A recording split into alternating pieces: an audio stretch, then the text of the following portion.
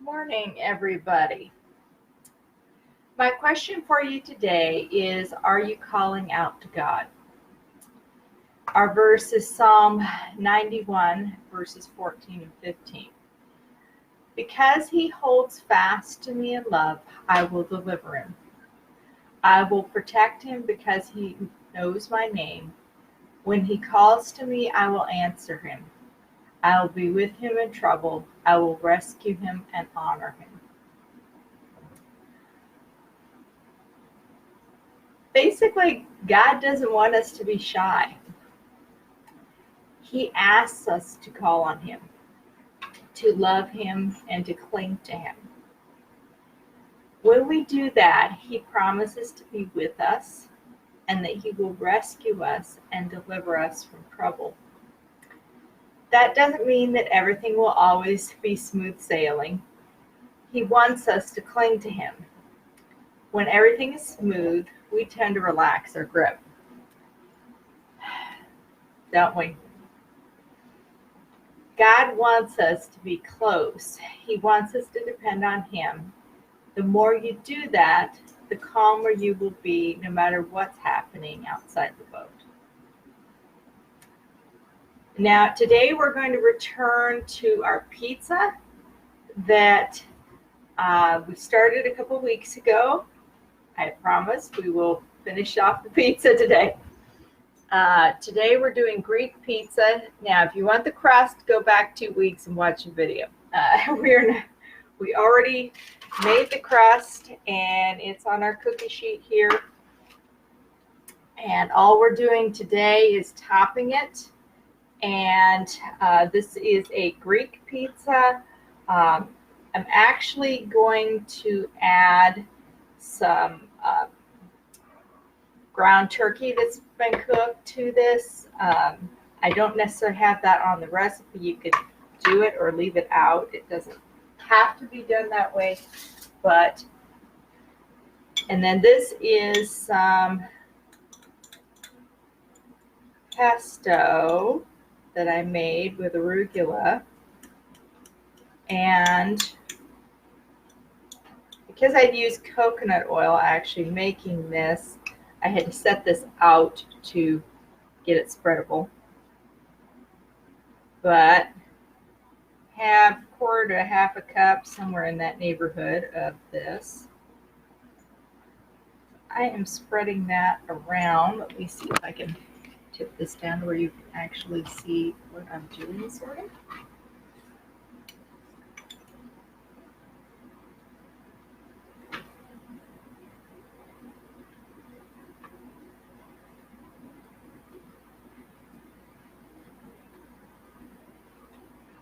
When you use some of the oils, or especially like olive oil, it solidifies it. You can even solidify at room temperature right now, but luckily this did spread out.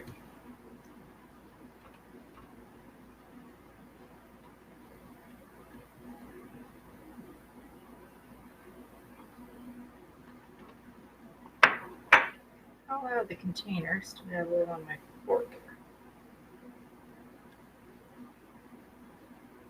Okay, and I basically like to do the pesto instead because I don't like tomato.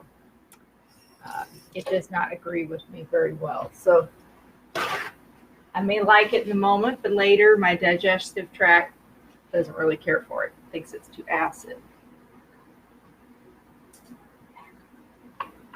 Okay, and I'm going to add some other things to it. I'm going to start with some pepper.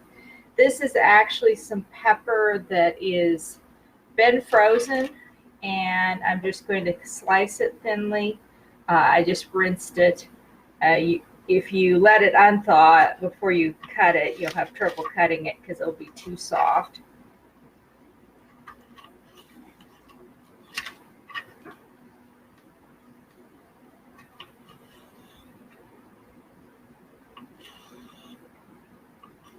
Fairly thinly, at least as thin as it will let me. Cutting board here, and then we'll space that out on here.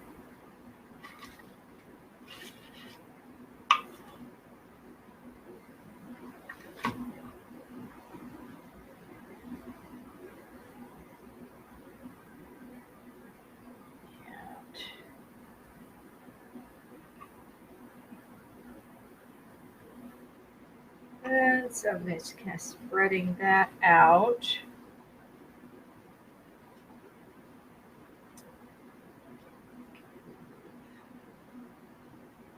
This together a little bit more because we get one more slice.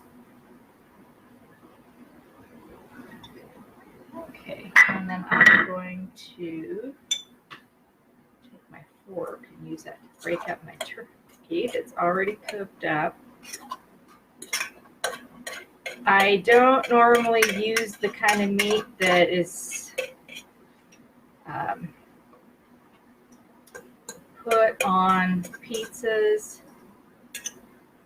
One is way too spicy, so my digestive tract would probably seriously object to it.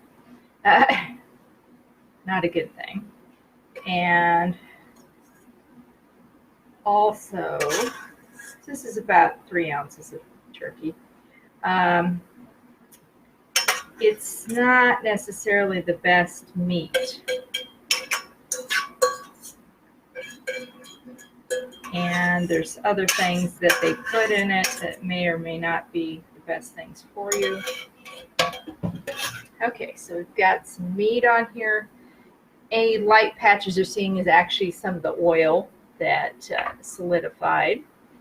All right, and let's see here. All right, so I'm going to go with some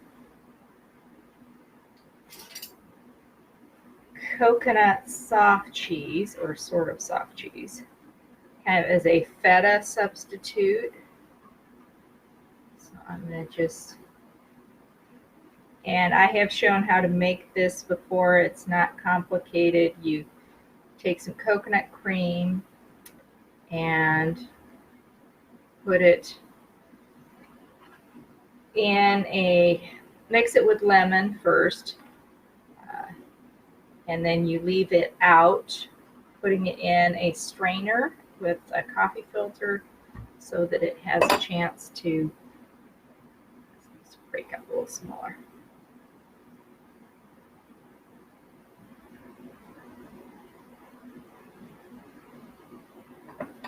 Because you're letting it ferment and you're letting it drain. It's the kind of two things that, and you let it sit for like 36 hours. I started this batch on Sunday. And basically you get kind of a tart, soft cheese. It's still, because I haven't put it in the refrigerator, it's still somewhat soft. It would not be this soft if I put it in the refrigerator. It would solidify a little more.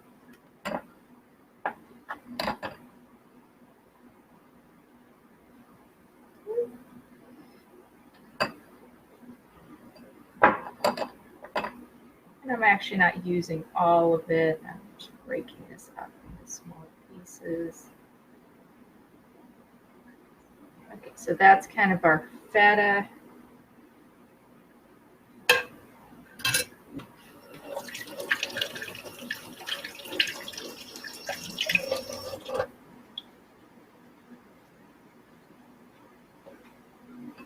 Aside, and of course, what Greek pizza would be complete with some Kalamata olives? Gotta have the Greek olives, which are pretty tart and salty. I'm not going to use a large number here.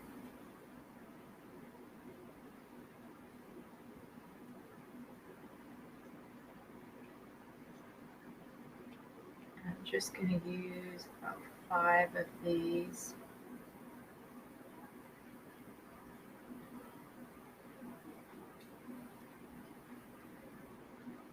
Cutting them up a little bit smaller.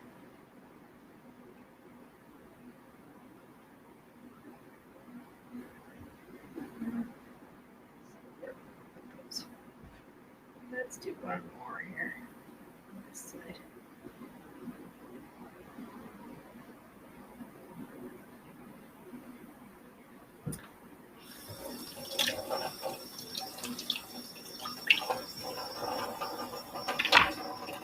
Get some oil off my hands.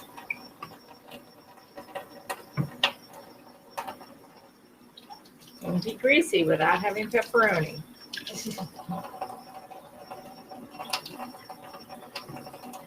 It's not really grease. It's avocado oil or coconut oil.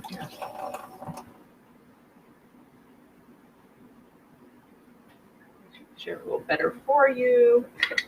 Okay, so I just used a little bit of the Greek olives. And I have one last thing to put on here, and that's a coconut milk mozzarella cheese that I made. Needless to say, this is one of my more labor-intensive recipes and not something I would make every day of the week. Unless you actually like froze this, you would probably not have it solid enough to actually grate, so I'm kind of cubing it up here.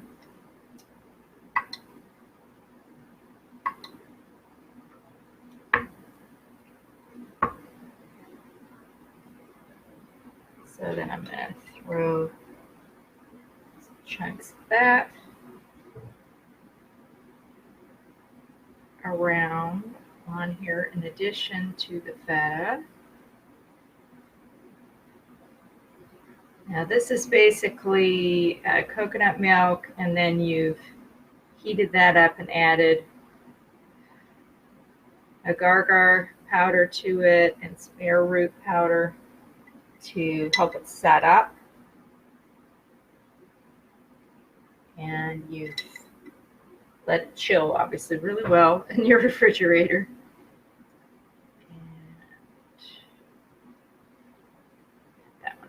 It's bigger than it needs to be. All right, and that's probably good now. So the rest of those things I'll use on other things. And so that's roughly what it is before cooking. Because this is breakfast time and not dinner, I am actually not going to cook this right now. I am going to actually put this in the refrigerator and then preheat the oven for 400 degrees and stick it in the refrigerator